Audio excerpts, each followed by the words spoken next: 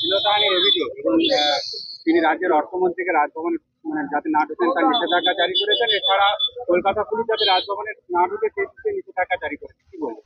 আমি মনে করি না যে anybody is above law, right? এবং এটা অত্যন্ত আনফর্চুনেট, দুঃখের এবং ভয়াবহ। এরকম আমরা আগে কোনোদিন শুনিনি।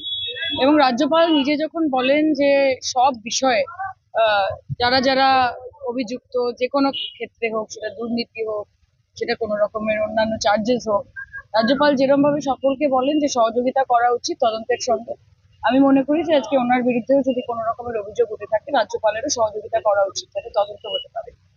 সর্বক্ষেত্রেই এগুলো অত্যন্ত গুরুতর গোছের অভিযোগ এবং অত্যন্ত নিন্দনীয় আমি বলবো।